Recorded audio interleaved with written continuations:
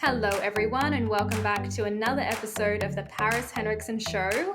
Today, we have a fellow Aussie on the show, actually, with obviously a beautiful background. Gina B, aka Gina Baba, welcome to the podcast. How are you? Thank you so much for inviting me. I'm honored to be here. I'm feeling really good. I love being on podcasts. I think it's such a fabulous medium to chat all the things. It's so fun because we literally just met. This is our first, kind of in person virtual meeting, I guess.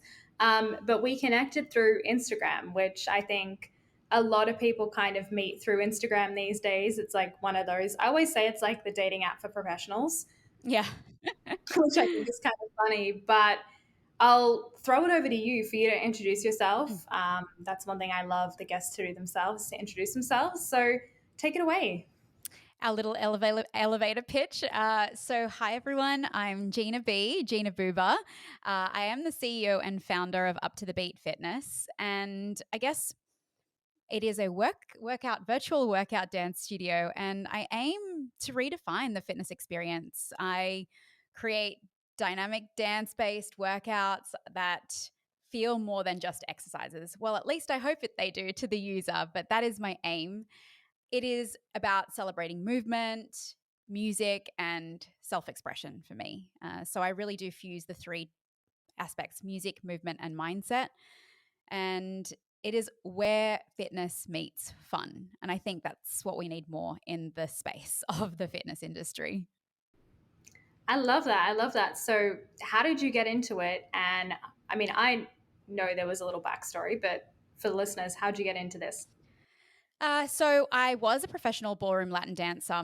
And I think everyone might have seen Dancing with the Stars, I hope. So that pretty much was my life. I had those skimpy Latin dresses, diamantes, feathers, all the things cut out. So it was a very visual aesthetic industry and sport. I call it a sport because it was rigorous training daily. It was eating a certain way, moving a certain way, and thinking a certain way. Um, However, I got burnt out. So I did that for most of my life from age 8 up until age 19, and I was done. And by that stage, I was so burnt out and so anti the way I was living my life that I kind of went the complete opposite. I stopped moving. I stopped eating well. I felt out of touch with my body. I lost my identity, my passion, my purpose. And I would probably say that's where you hear that person sort of explaining that rock bottom scenario where you just feel absolutely lost. And I had not only lost a lot of aspects of myself, but I also gained a lot of weight purely by going from one extreme to another. And I think that was the biggest thing that I want to kind of note here is that it's that extreme living. So that's what I experienced, and I definitely was not living my most upbeat life. But a lot of revelations, finding my way back to a serendipitous invitation to a dance studio about a year after actually landed me teaching kids again. And I realized, why have I left this space that brought me so much happiness? That calmed my mind, that lifted up my spirit, and it made me feel great. And I forgot that the power of that, it wasn't just about aesthetics anymore. It was actually, well, how can I bring this, infuse this into my life without going back to that extreme aspect of the sport and that competition? Right. During that time, I'm sure you've all heard of Zumba. Zumba came out in early 2000s and actually came and landed in Australia in 2009. And I was part of the second sort of, I think, the second cohort of trainers to become Zumba instructors. And that was truly the gateway, I think, where dance fitness was introduced as an aspect of the fitness industry, where dance could merge with fitness and it could be seen as something that could be moved in a body and introduced in a way that people could actually bring to their daily life. It wasn't just you had to Yeah. be in a dance studio learning dance steps. You could actually use this as a way to sweat, as a way to feel great. Yeah. So I became one of the instructors, the early instructors in Australia. And that really was sort of the catapult, I think, to seeing that, oh, okay, I could use my dance background and bring it to the masses and show people actually how you could feel great in your body, how dance, the power of dance to move your soul and your spirit and your mind and your emotions, and also get you to a place where you are taking care of your health and yourself. So through that, that kind of set me on the journey to becoming a fitness trainer. I became certified as a PT, a group fitness instructor, but something was missing. So for me, aspects of Zumba were nonverbal. Nonverbal being you cue visually because people want to Right. be immersed in the music. But for me, that was actually a missing factor. I am a very big motivator. That's the kind of industry that I've been in. My coaches were always motivating to make me believe in myself more than I believed in myself. And Yeah. so through that journey, I kind of decided, you know what? I love this, but I want to design something of my own and create my own little corner of the space where I can bring my own version of dance fitness, where I can actually fuse not just music and movement together, but actually add that third element of mindset to help people coach through their challenging moments, to yell out and go, you got this, in those moments where, like, I don't think I have. So I think Right. that was the missing piece. And essentially from that journey of becoming a Zumba instructor, I kind of started to find my own way, create my own programs, create my own version of dance fitness methods, and created, well, I started my own YouTube channel. Essentially, that's where it started, just bringing free workouts to people all around the world.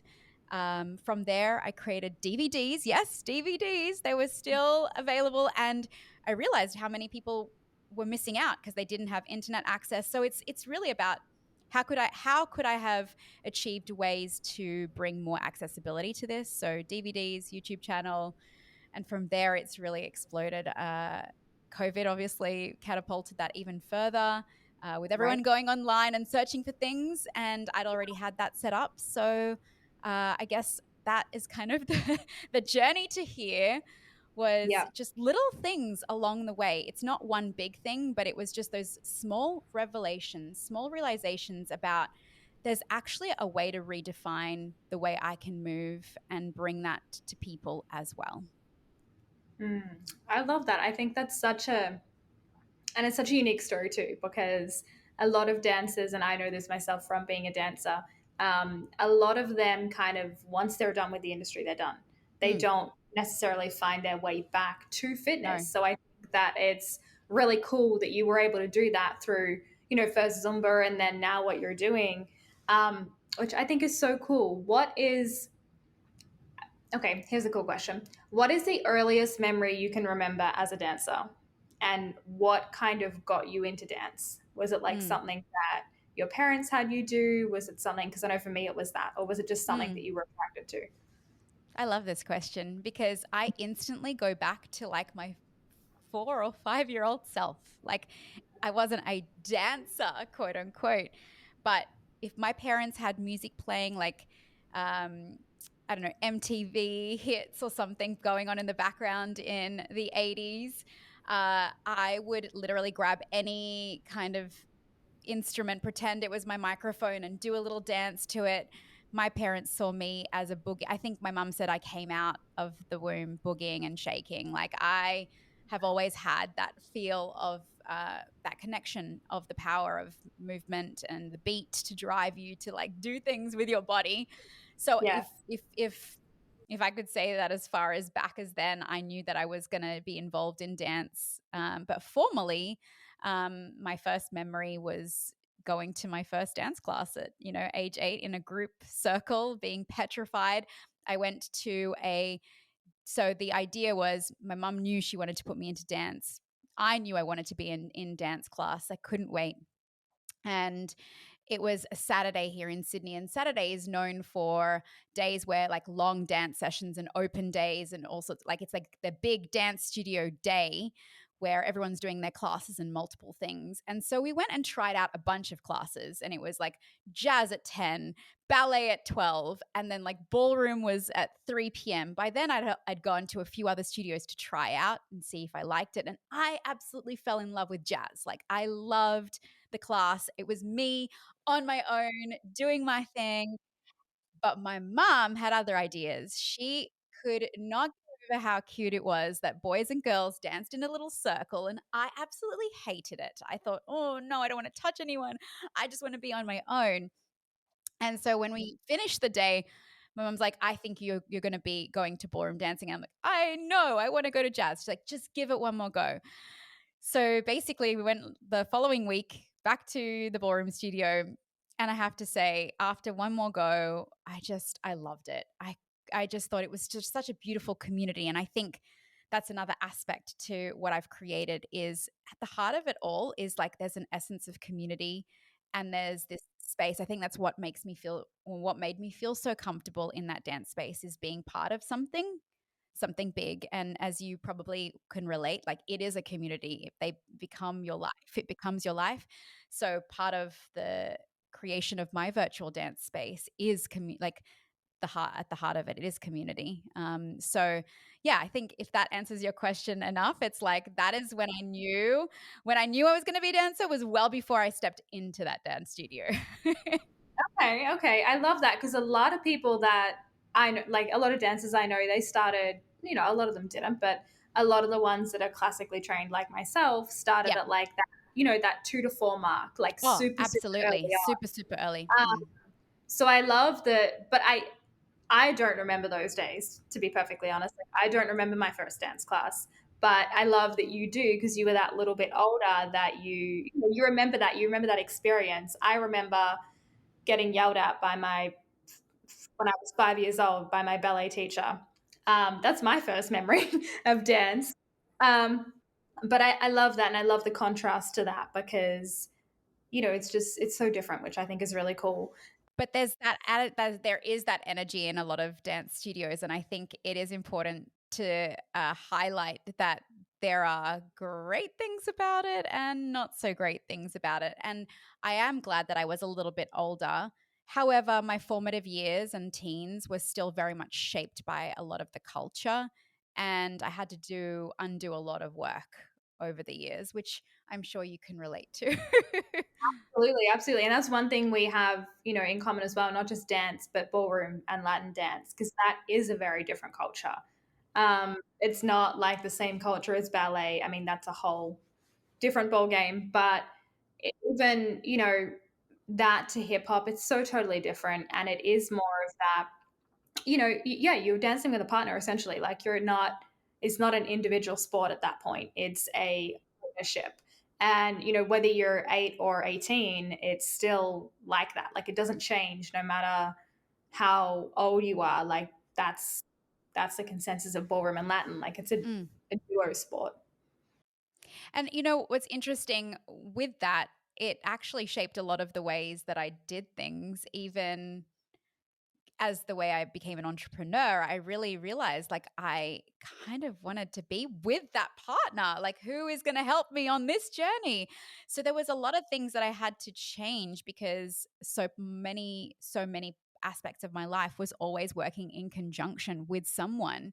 And so then when you're kind of left to go do your own thing, you've got to relearn how to be on your own a little bit. And it has been challenging. And I only recognize that, many years after, where certain patterns where you'd want to lean on people for assistance and all sorts of things. And I realized and recognized it's because I was so used to working in teams. So, yeah, I think there's pluses and minuses to that too. Yeah, absolutely. So, I guess talk to me a little bit about your business and kind of where it's at now versus where it started. What are, I guess, a couple of tips that you would give to either entrepreneurs or fellow dancers that are in that same space of like previously working in teams or working in groups and now kind of going out on their own? Like, not only what did you learn through that process, but I guess what did it teach you? Mm. So I think if I was to give advice to fellow dancers that wanted to start a business or somehow, I guess, commercialize what they did as a competitive space, it would be first and foremost to actually go and experience classes and do other forms of dance and do some research and get into your body and start to feel what is actually something you like and what is good in your body. Because often we were trained in a certain way and we don't know anything outside of that. And so I think it's actually important to go, okay, well, what brings me joy? What aspect of the dance brings me joy? Do I love teaching? Do I love which avenue do I want to go down? Where does my passion lie? Because it doesn't matter what avenue you take or what's the first step if it's not in alignment with who you are or where you want to go or what your passion is or your why, then it's not going to work. I think that's the thing. I hate to be as brutal as that, but if it's not in alignment, you're only going to be pushing a brick up a hill kind of thing. It's going to be hard at every step of the way. So it's, if I didn't like to be a teacher, then I don't think I'd be doing what I do because I actually love being a teacher and coaching and imparting knowledge onto others. Um, there are other ways to commercialize. Maybe it's presenting or going into shows, or maybe you just want to bring your dance through other ways, go into schools. So again, it depends on what are your values? What do you align with? What aspects of your sport do you feel you resonate with? And go forth and explore that more and do more research. So I would probably start there. And then I think it's honestly getting it out there. We are so blessed to have social media. There's a lot of cons, but it's a wonderful space for us to express ourselves, explore, Yeah. and get our message out there for free.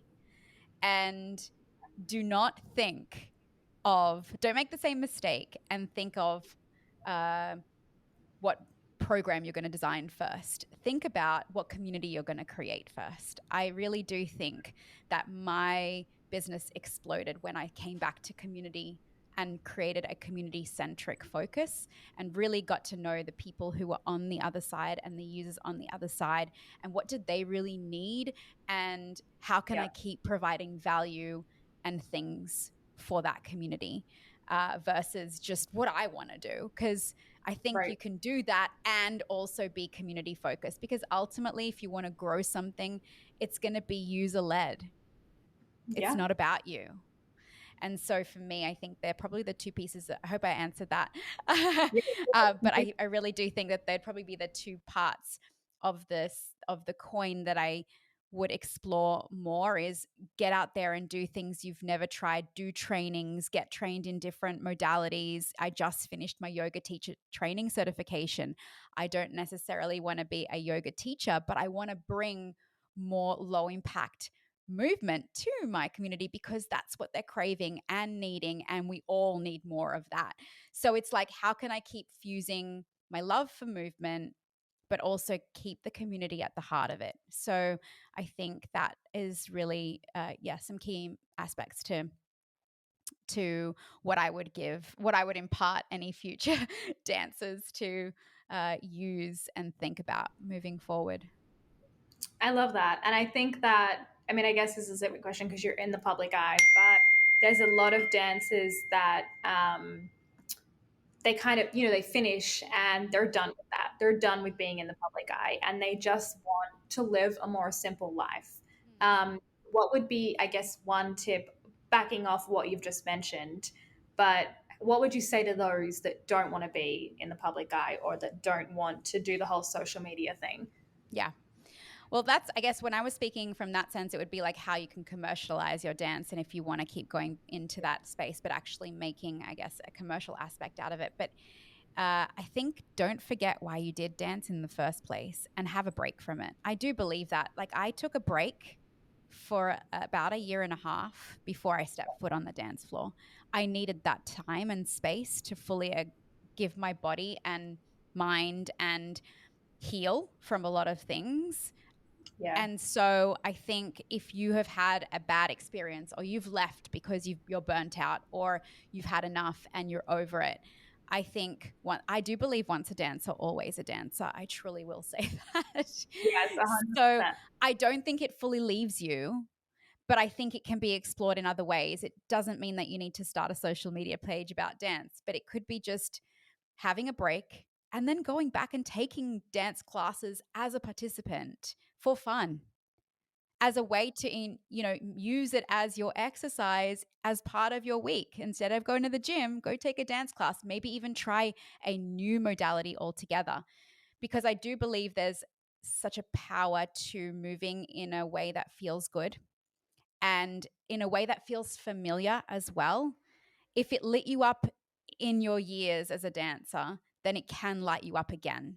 But what you have to do is you have to start back and rewrite the approach and rewrite the script about why you're dancing in the first place. It's not to achieve this number one status anymore or top of your Yes. marks, but actually just to move to feel good with something that feels familiar and lights up your soul. Because if you were a dancer, it probably did at some point. So it's about reconnecting to your, inner tiny dancer again.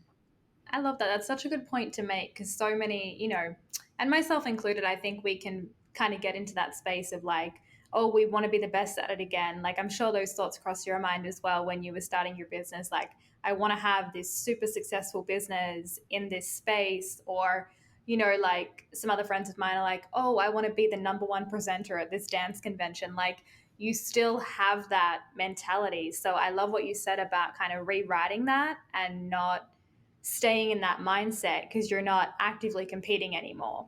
Like, I think that's really cool. And for myself, I've been retired for 7, almost 8 years now. And that's a long time to be away from dance. But for myself, it came through the form of a foundation. Now, it's not a business like yourself, but it's still being a part of dance and being a Mm. part of that world. So I think that, I love all of the aspects that we've spoken about and all of the different variations because there is so many ways you can still tap into that.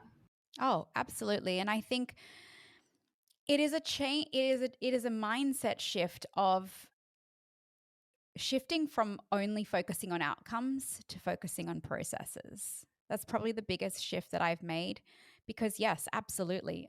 When I danced, I wanted to be number one and I was. Like that was the goal. And if I wasn't, then it was okay, we'll get back in that studio and work even harder, and it's always that goal. And I think, you know, that was what I struggled with at first when I left and why I felt so lost, because it was like, well, what am I working towards if I'm not working towards being top at something or number one at something? Then who am I? What's my worth if I'm not number one? And so I really had to redefine what it meant to just be in the process and not do something because it had to get somewhere or be at the top of something. I had to get in love with the daily habits, the daily tasks, the things that lit me up on the daily. And also, I had to abandon timelines and I had to say to myself, well, this is a forever journey, actually. Building my business is a forever journey. It's not an overnight success. It is going to take time to where I want it to go. And there's never going to be I got there and now I can sit down and I'm happy. It's going to be always redefining, shifting, changing gears, pivoting perhaps. I think that's the joy in that. And that's what brings me joy, understanding that it is the process, it's not the outcome. You do have to fall in love with the process and not the outcome. And I kind of wish if I had a chance to speak to my younger self, then that's probably one of the things I would say to her is like, okay, I know you want to be number one, but become in love and obsessed with actually the training and the little aspects and the daily things. Because you know what? If you do, you'd probably get number one anyway, maybe even quicker than you did, and stay there because you actually would be falling in love with the things you have to do to get there.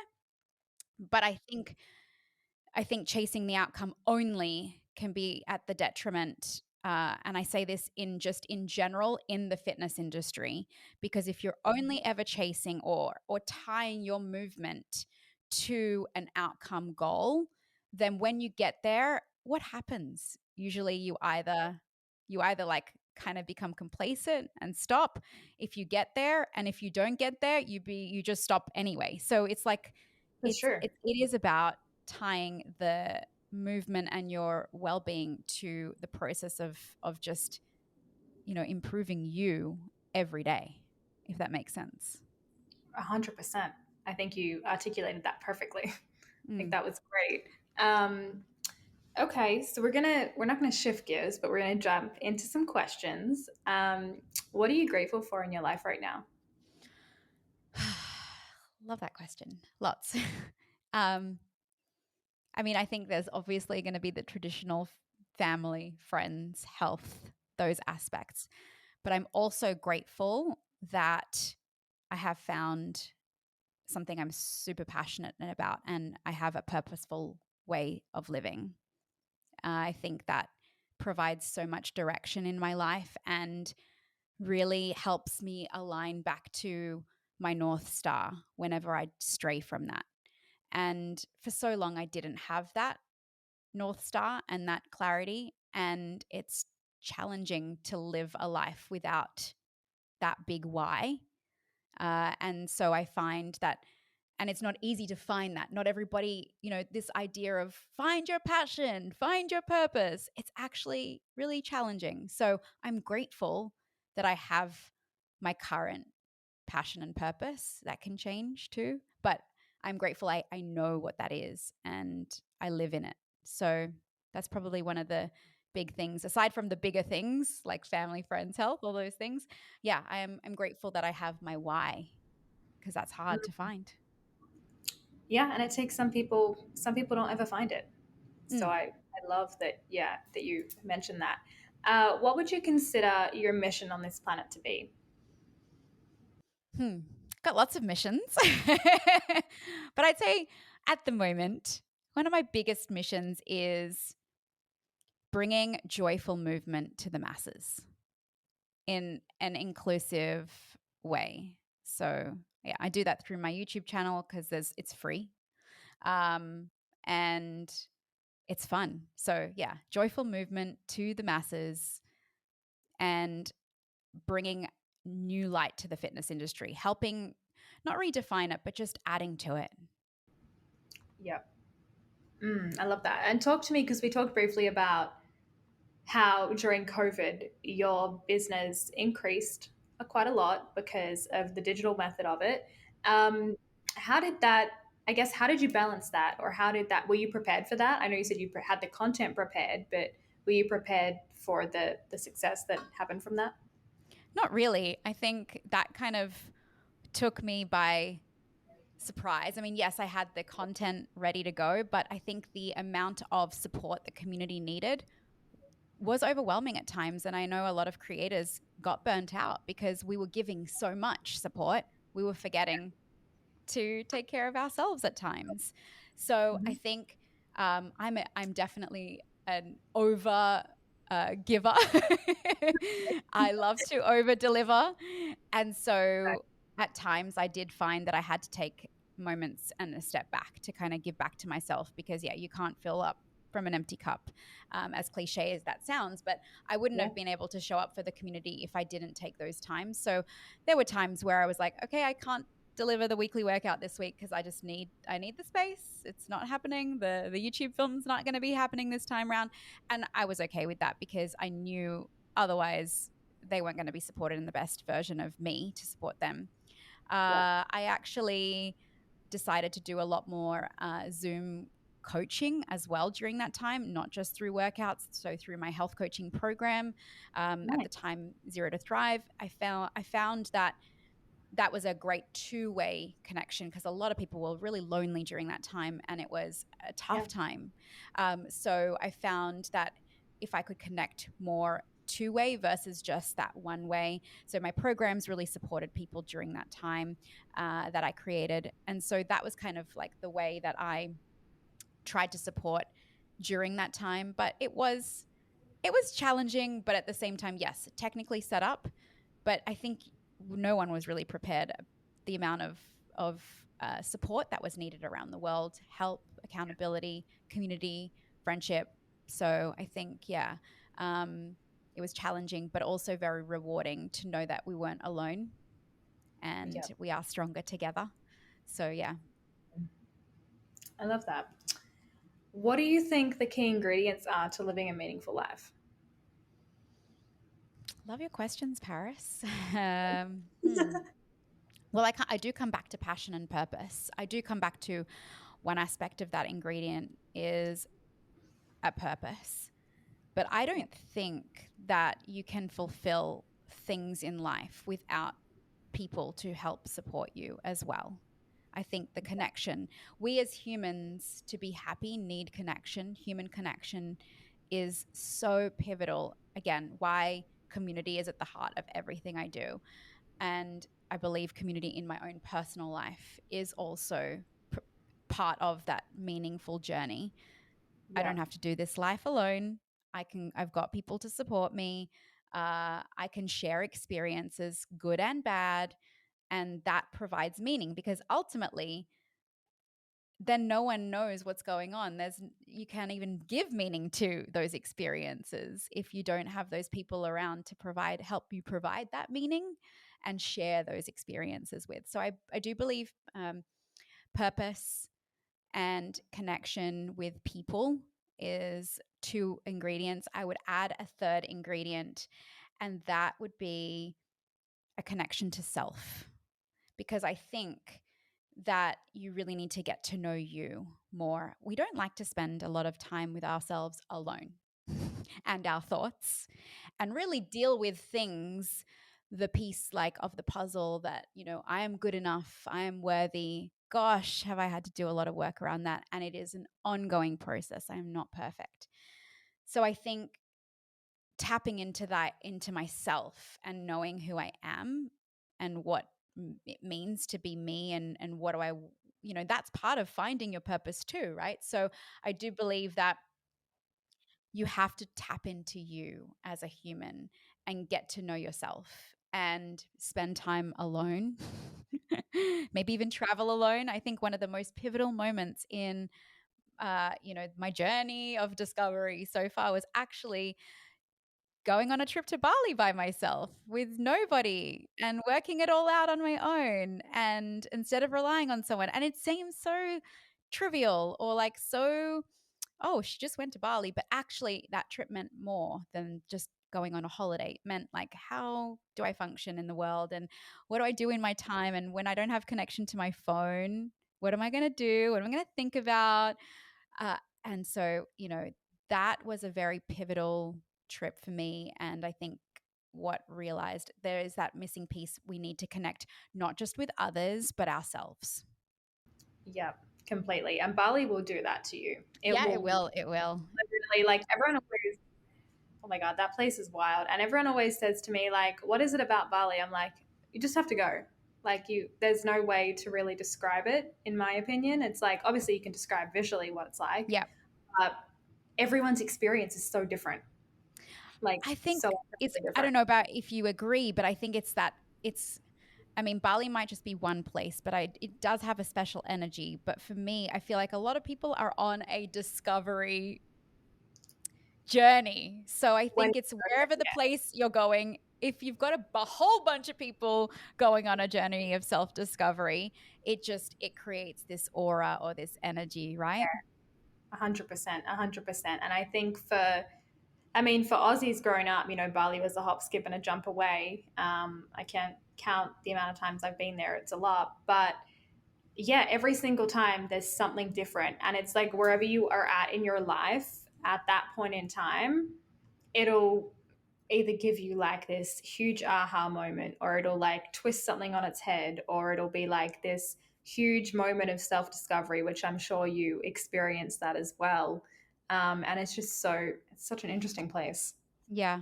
I think having the ability to travel and just being away from your usual as well just gives you Yeah, opens that headspace of creativity, and you start to think about other things.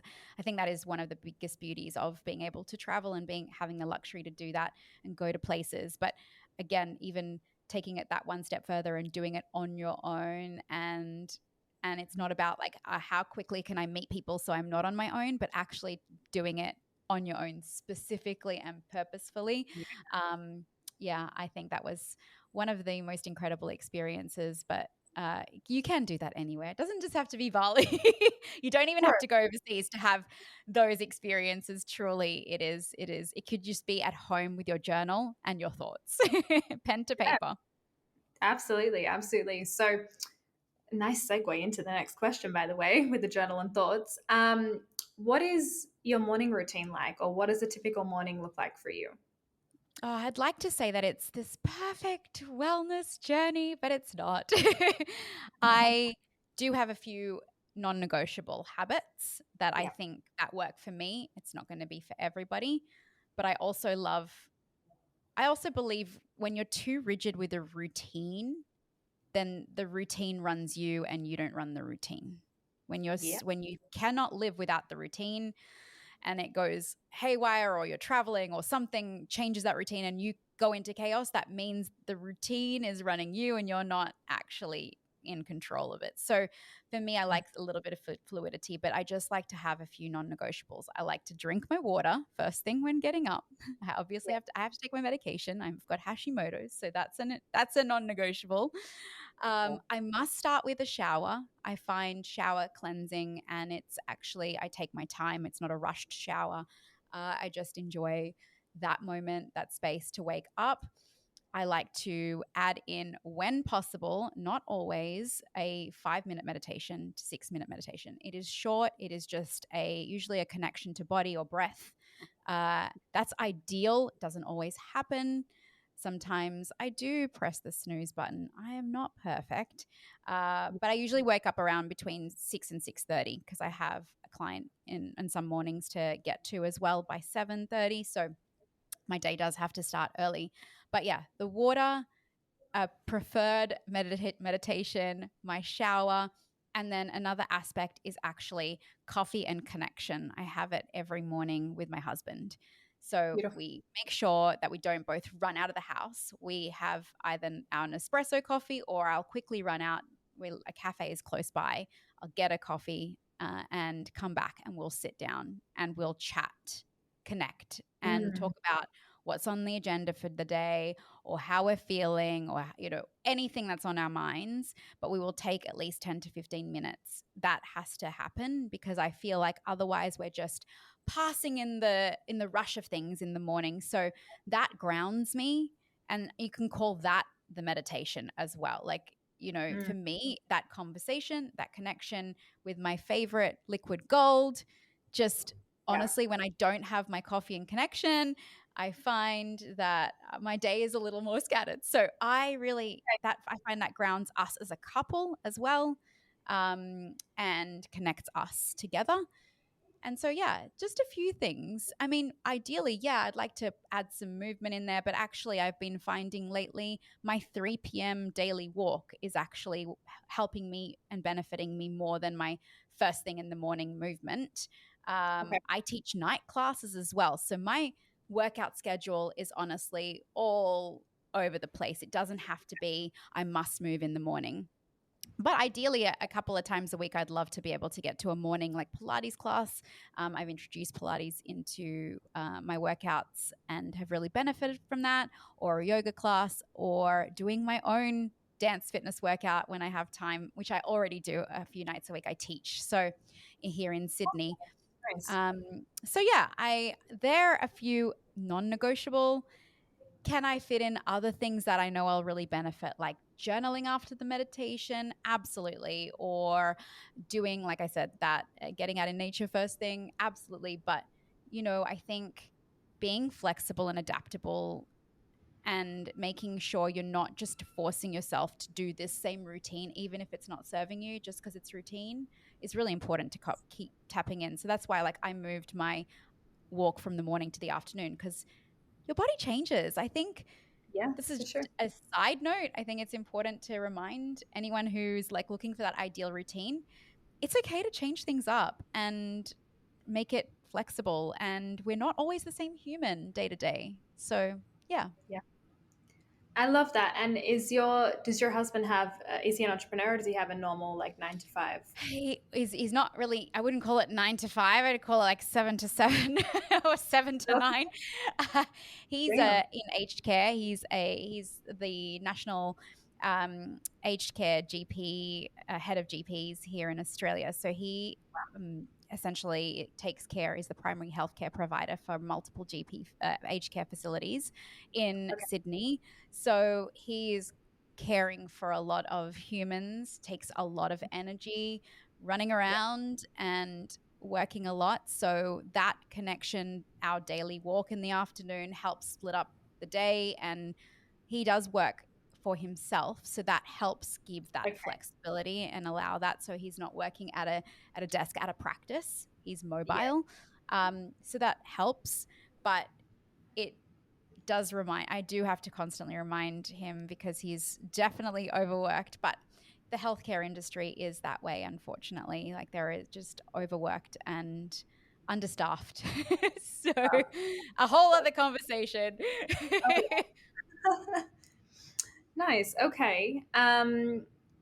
So how do you guys, obviously you guys have that time in the morning. Is there anything else that, you find that is very, very supportive in your business that he might help you with? I kind of tend to Oh, ask these kinds of absolutely. questions because I feel like they're super fun to hear Mm. the answers. Well, if you look back at any of my very first YouTube videos, the person behind the camera was my husband.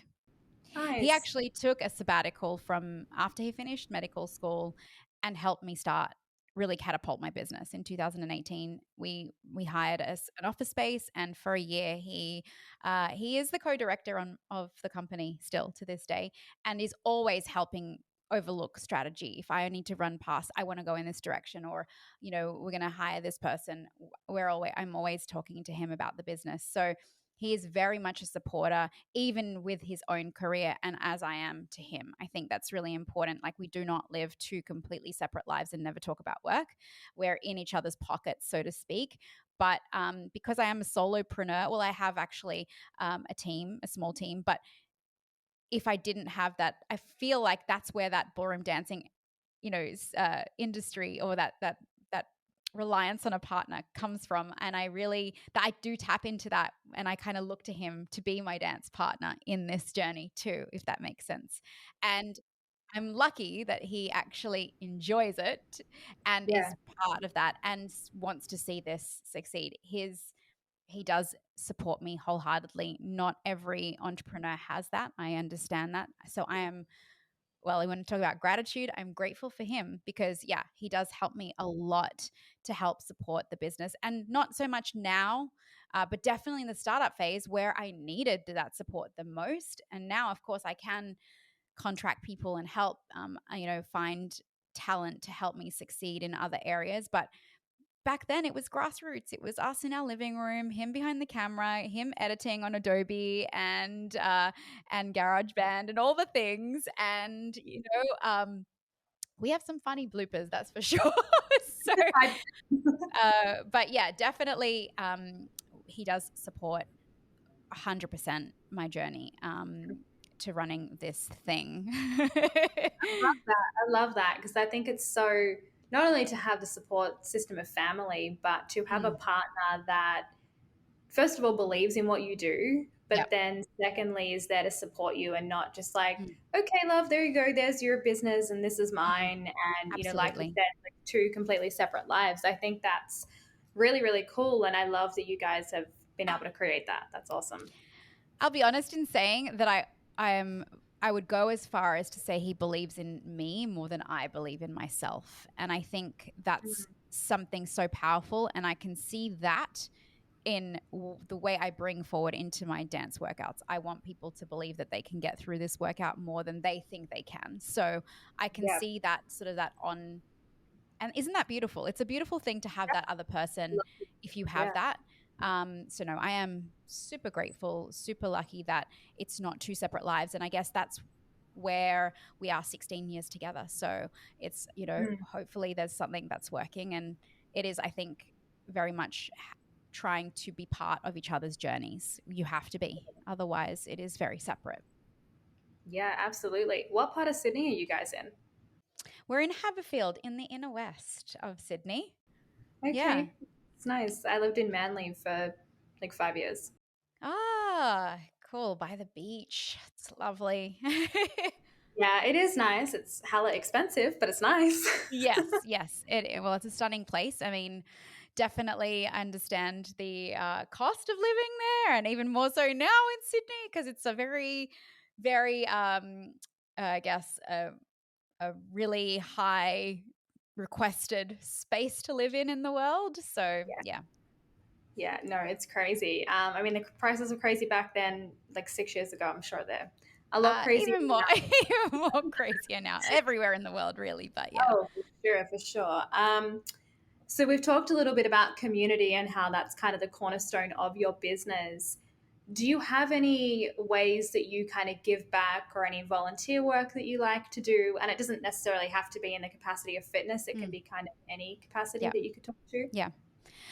So I guess the fact that I provide a free workout channel is already my version of giving back. I create weekly content. Weekly workouts have been going out since 2018, and not sort of 1 minute tasters, but full workouts. So I am able to provide, I guess, essentially like you could just come to a free dance studio every single week and have over 400 workouts to choose from. So, in that respect, that's kind of my way of giving back to the people who want to get moving and get started and be able to do that without any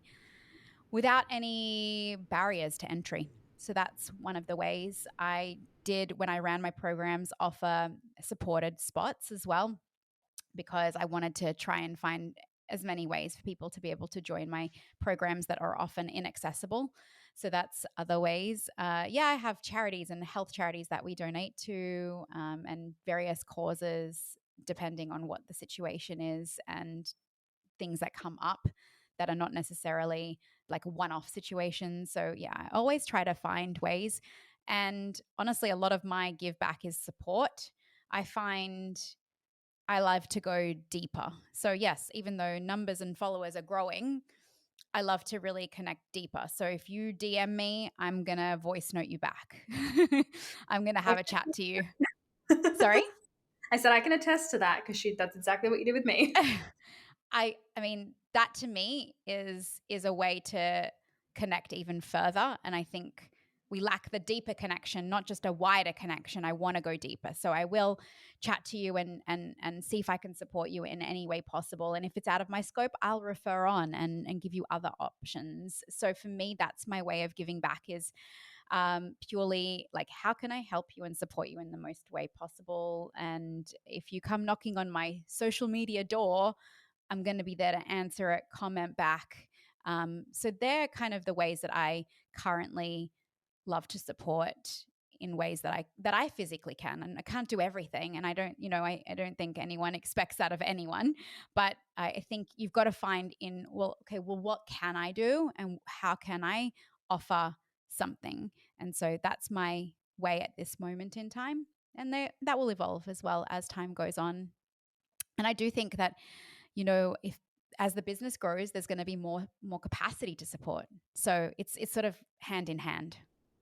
Yeah, yeah. I love that. And I love that you offered like supported spots and that kind of thing as well. Because I think that the fact that and I think that's one thing that's super inspiring about you, is you're making it accessible to so many people, not just with your free workouts, but you're also, offering at times supported spots and things like that. And there's not many people out there that would do that. Mm, Like, not that I've seen anyway. And I mm. spend a lot of damn time on social media. So, Well, I think that's the thing with the. I was having a chat with someone, and I don't know if you'll resonate with this or if your audience will resonate with this, but I was having a chat with someone literally the other day, and I just said, what's wrong with the fitness industry right now? It's only designed for people who are fit. Isn't that silly? And I really kind of try every aspect when possible to recognize that you come into my space and come as you are. Just come and just be here and find yourself here. And that's just a dance workout space. Like I'm not trying to convey it any more than that. But what I want to say is that often people aren't even welcome into spaces in the fitness industry at all. So how do we expect people to get fitter and be their most upbeat self if they're not even welcome to step foot in the first place? So for me, that's my version of giving back. It's like, just get people come into this space. You are welcome here. I think that in itself is just currently it doesn't, giving back doesn't always have to be financial. It can be moral. And I think that's the biggest thing that I pride myself on, is that moral support that I really genuinely do, because I would have loved that when I needed it most. I think that's powerful that you said too, it doesn't have to be financial. Because so many people around, or 90% of society, think that it has to be financial. That if you're not giving money to a cause or money to something, that you're not properly giving back. And I think that that's kind of a silly mindset to have. But hey, look at the society we live in. Um, so I think that that's really powerful that you kind of mentioned that, because, yeah, a lot of people are like, oh, I don't have money to give, then I won't help. Like, that's the mindset that they're in, uh, which I think is kind of shitty. But Well, that's, anyway, we can go down that's a a whole whole, hole here, but yeah, I do think that when presented with ways to give back, it doesn't actually, financial is just one aspect. I think yeah, you just got to find out, like, what it could even just be time of yours for half an hour to speak to somebody. That's giving back to somebody in that day. It could be sending someone a message and saying, "I see you, I hear you. Um, can I get anything for you?" That's giving back. It doesn't always have to be with a physical item or a financial thing. It can be with "Hello, how are you today?" It could just be something so simple to check in with someone. Really. I love that. And I think that's so powerful. Like, even today, I received a message from a social media friend who I've known for all of about a month, right? And we met through a, a real estate transaction, let's call it that. Um, and she sent me a message saying, like, hi, love, I'd love to order your book, or something along those lines, or like, congrats on the pre sale. And I thought, how interesting. Like, we've never even had a full conversation outside of the real estate space. And she's like, I don't, a lot of people ordered it, but I don't know exactly who. But she took the effort to message and say that. And I was like, that's really beautiful that people are still kind of in that energy. Um, but I kind of liken that to, like, when you see a homeless person on the street, like, sometimes they just want conversation. They're not always asking for food or money. Sometimes they want to be acknowledged. Like, Yeah. it's that simple. Yeah. I think that would have made your day, right? Like that impact Yeah. or that interest. Beautiful. It's being interested Yes. in someone, That's a just very good point. interested. So Yeah. just going that one step further to say, hey, congratulations on the launch of your new book. By the way, congratulations. I didn't know you launched a new book, so congratulations. I'll tell you now. But yeah, it is. It's just about going that one extra step and just going, hey, congrats on this. How can I support you? I'd love to buy a copy, Yeah. and that's one way of amazing support right there. Just that. So I think, yeah, it's just when asked how can you support in any moment in your life, if you ever need to, just think about different ways. Just look outside the box. Ah, that's so, so powerful. Um, do you have a favorite place that you like to travel to? Well, we've spoken about Bali. That is definitely a special place. Mhm. I actually lived in the States for a year and a half when I moved to dance there and represent the US when I was 16. So Okay. for me, even though I moved to San Fran, I spent a lot of time in LA, and LA is Yeah. like another second home space to me. If I Yeah. was to live in another place other than Sydney, I'd probably say it would be LA, just because of the similarities, but also it's like that song. Well, I mean, the song is for San Francisco, but it's like I left my heart in San Francisco. But I kind of did in the West Coast of America. I Yeah. um there's a lot of stuff that has changed since I was there, obviously not for the better. But I just went back recently, and every time I go back, I'm just connected to that space. So I'm sure there is a soul sister there for me, or some soul experience that I've had there. So Yeah. I definitely love spaces where allow for creativity or opening or energy or seeing things from different perspective. Or I just love experiencing things differently, and I guess getting out of your own usual surroundings. Some places you just connect with and you don't know why, but you just do. Yeah. And yeah, definitely Bali, and LA, and definitely San Francisco, because again, that was a pivotal moment for me. Left school. I actually didn't finish year 12, and decided to after you're finishing year 11, decided, no, I'm quitting school because I'm going to be a professional dancer for the rest of my life. Little did I know that I wasn't going to be, but anyway, and I did. I went and I lived with a family there. I left my family at 16, and so that was a huge, again, when you talk about all these journeys to burnout, it's like all these moments. There's so much richness to the journey, and so that was a very pivotal moment. And coming back from that to Sydney and then kind of quitting it all, that was sort of that turning point.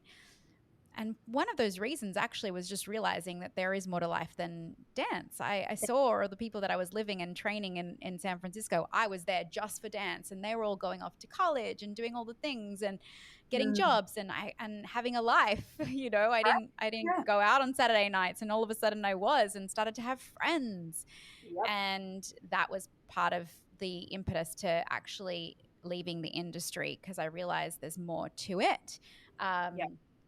And anyway, I went back and I ended up going back to school as a mature age student. So I don't regret not like leaving. Yes, it was harder to come back, but I believe in life, if you really want something, you'll find an avenue to get there and get away. And it's going to be Absolutely. harder and more challenging, absolutely, but you can still achieve it. Yeah, 100%. I think it's so crazy listening to your story because we have so many similarities, even location wise. It's like Mm, wild.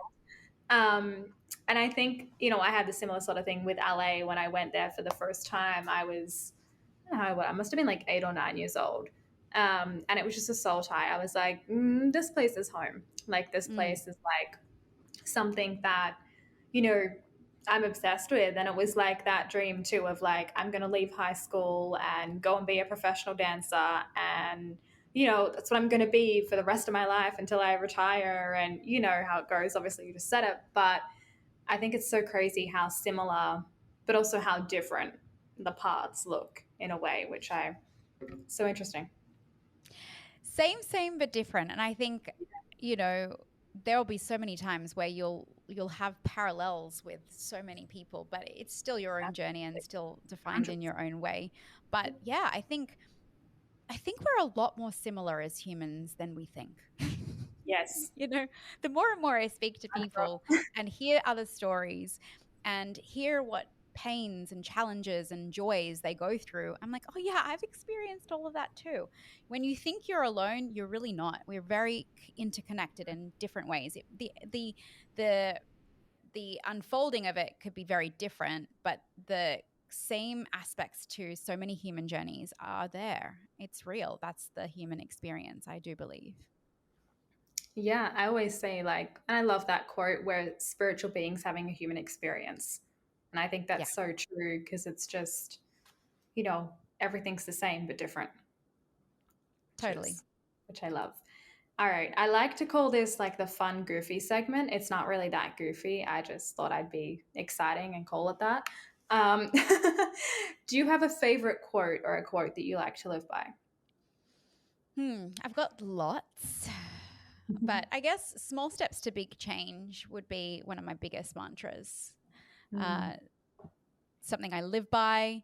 Um, and I'd say I'd use another one would be, if nothing changes, nothing changes. So they're probably my two most used quotes that I love to use to kind of reflect on different aspects. Some people feel like they need to do so many things or such a big thing to create change, and it's actually a whole bunch of little small changes that creates that big change. And yeah, then when people want change, I'm like, well, if you keep doing the same thing it's not over going and to over change. again, it's not going to change. So yeah, they're probably my two favorite. Not fun, but and not goofy, but kind of serious. But yeah, they're something I'd use a lot. I think they're fun and goofy in their own way, Yeah. personally. Yeah. Do you have a favorite song that you like to listen to that kind of pumps you up or something that you're loving Oh right now? yeah. I mean, everything is song based with me. So yeah, but I mean, I have my ultimate pump up song is Conga by Gloria Estefan. If you chuck on Conga, I am ready to salsa and I'm ready to like just do some spins and shimmy and shake all around the space wherever that is. If I ever am in a funk, that song is going on.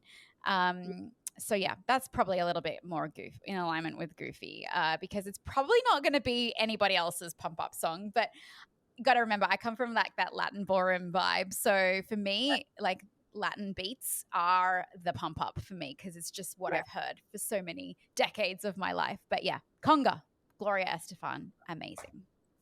I love it. Is there a movie, TV show, or book that has impacted your life in a big way, and why? Atomic Habits by James Clear, Yep. definitely, because it reinforces that small steps to big change, and we don't need to do it is a whole bunch of small things, and it is all about how you can do that 1% better each day. So definitely, I highly recommend everybody read that book. Um, as far as shows or movies go, I'm a rom-com fan. So I don't know if anything's life-changing there. I like anything that is cheesy and corny and just promotes love and is absolutely unrealistic. But isn't that lovely? It just always provides that hope. Yeah. Um, so yeah, I can't really pinpoint anything off the top of my head at this moment in time. Yeah.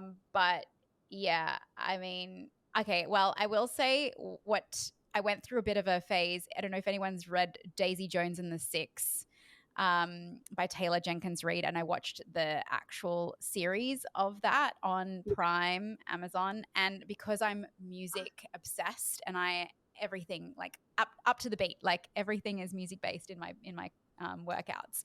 So I could not stop listening to their soundtrack for weeks, like on repeat every time I got in the car.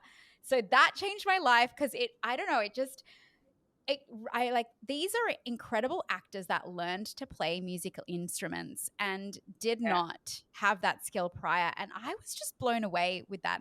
And I don't know if it was just me in awe of them going, okay, if you want to learn a musical instrument and become like an amazing singer, you could do this if given enough time and practice. So it's like, well, it just Yeah. means you're less. Do it. So for Mhm. me, it didn't really change my life, but it definitely uh probably did my partner's head in because that was all I listened to, and he just probably couldn't, you know. So, but it's a great series. Yeah. If you read the book, I loved it. I love the way they did it. It was a good series. It really was. Mm. Um, do you believe in the term leaving a legacy? And what's your take on it? I think. Oh, absolutely. Number one, yeah, I do believe in living a legacy. I don't think it has to be as grandiose as, being the Order of Australia or having this badge of like delivered to you by Parliament or something like that. I think, you don't have to win a Nobel Prize to leave a legacy. I Yeah. think I know I'm going to leave a legacy because I connect with so many humans on a deep level.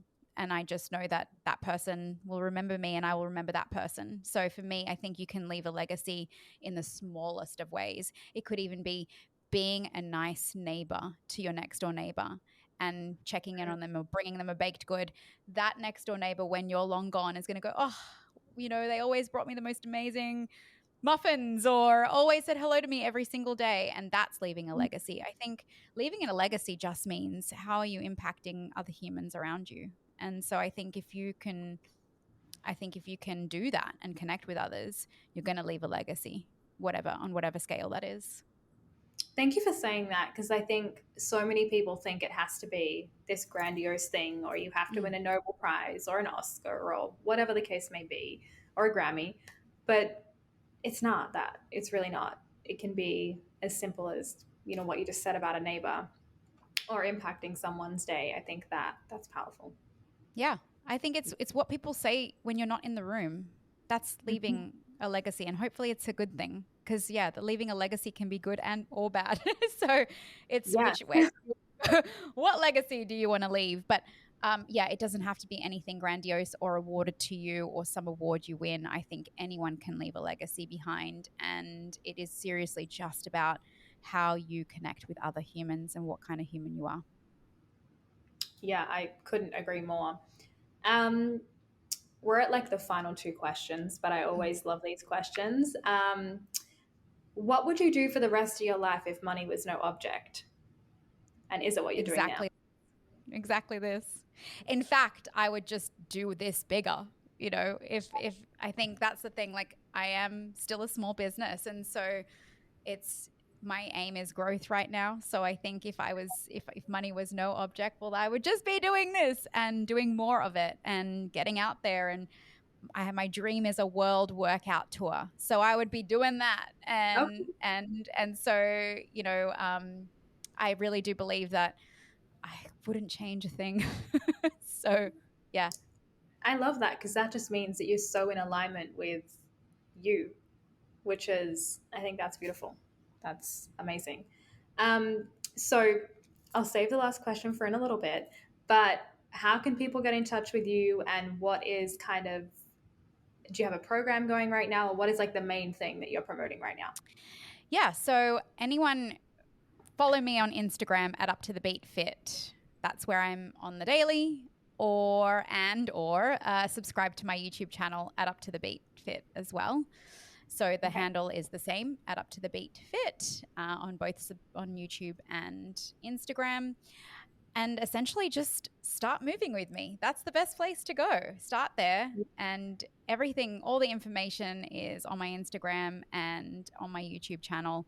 My programs are 30-day workout calendars. So for those who want to take their YouTube workout to the next level and have a done for you system where you don't have to think about what workout you're doing, you don't have to decide on the 400 plus workouts I have. I program each month exclusive workouts that are not released on YouTube yet. So you get that early access, as well as programming your entire month of workouts. So that way, all you have to do is show up, because that's really half the battle. Just show up, press play, and you know what you're doing that day.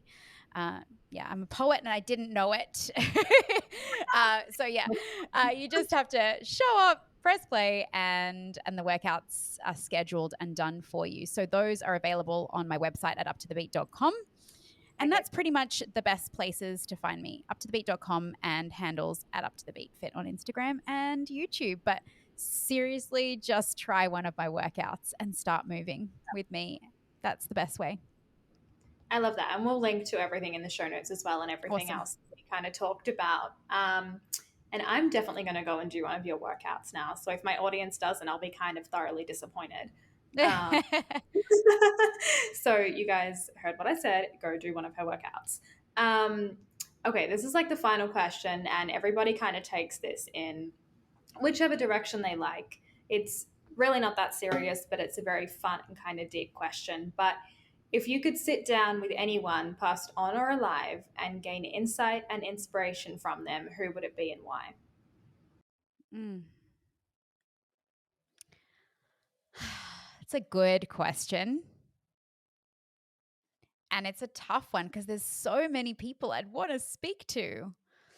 But you know what I'm going to actually say is one of the women in my life that I kind of identify to an extent with is Jane Fonda. She's alive.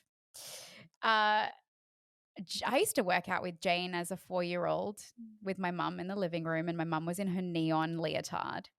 And my dad and I were like looped in on Saturday and Sunday, VHS workouts with her in the living room. And that's kind of, I honestly think the at-home workout like person within started probably from that, like that aerobics icon that she is. And I would love to have a chat with her to just get to know what that era was like, and what she achieved to bring at home workouts and make workouts accessible, and the genesis of aerobics, because I guess that's my space. So I would love to know that and how she's kept moving this entire time, and what's her take on the whole space and industry. I think it would be a fascinating conversation. That is probably like the most relevant to me right now in my workout and business journey, but there are so many others that I'd want to talk to for personal reasons or spiritual reasons, or I don't know, just personality reasons. Gosh, I think, yeah, there'd be so many, and from totally different aspects. But if I was just to speak to somebody who really made a pivotal step in this industry, I think I'd love to speak to her. And maybe you're listening, Jane. Maybe I get to speak to you. You never know who's listening. Um, so anyway, I know that sounds really weird, but it's definitely one person on my list. I love that. And everybody, like, I cannot even tell you, people have answered Harry Potter to that question. Yeah. Barack Obama, which is awesome. I think someone even at one point was like, "Oh yeah, the guy from the Vampire Diaries." There's been like an array of different things, and I'm not talking about Ian Somerhalder. I'm talking about one of the other random people that was in it for like 3 episodes. Yep. Um, Yep. so not that there's anything wrong with that, but No. I think that it's so interesting just to see everybody's like vast answers to that question. Um, yeah, and it's actually really interesting. The last 3 episodes that I've had, everybody said people that are still alive. Yeah. Which typically when I ask that question, it steers more towards like someone who's passed on, which I find, Absolutely. Oh, yeah. look, I mean, like I said, if I really took the time to sit in this space and not need to answer in the next, 1 second, I could Mhm. think of so many that are no longer with us. Um, Even like, I mean, personally, I'd love to speak to my grandparents that I never met and learn about how their history was. Yeah, of course. Like, we can go down so many avenues, Oh, and yeah. I'd want to speak to multiple people for different reasons. But I think for now, what's relevant to me is making an impact in my career. Like, that is something that I'm so passionate about and relative to me now.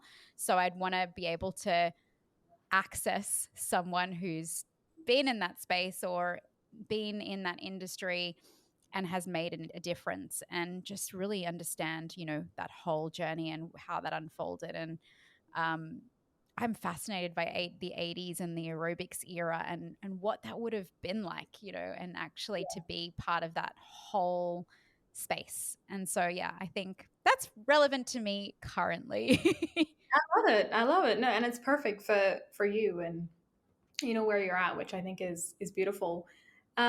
Well, that kind of brings us to the end of the conversation. I typically like to say to the guests that I kind of bring everybody back in a year, or the next season, to see what's changed and evolved or how things have differed. Um, we've had some really interesting stories and like kind of success changes with that. So I look forward to seeing your journey continue and what hopefully we'll get to meet in person at some point soon. That'd be great. Yes. Maybe on Yes. Sydney or an LA stop. And Absolutely. yeah, it's just been so fun and so lovely getting to know you. Thank you so much for the time and being able to Of course. chat all the things. And like I said in the beginning, I love the podcasting platform to be able to share share different people's experiences, hear about them, because you just never know what you can learn from someone or take from someone. And I think the more we can share everyone's experiences and insights, we're just going to benefit from that. So thank you for providing the platform. Thank you for this beautiful show and the opportunity. And I love the initiative of bringing people back, because then you really get to see the evolution of someone's journey. Yeah. Because often you're always like listening to people on podcasts and you're like, wonder what happened, and whether Well, that workout tour really happened, and who knows, who knows. I hope that it does, and hopefully I can make it to one of the stops when it does happen. Yes, that would be lovely. Thank you so much, Paris, for your time. Thank you so much, Gina. We'll talk soon. Thank you. Bye.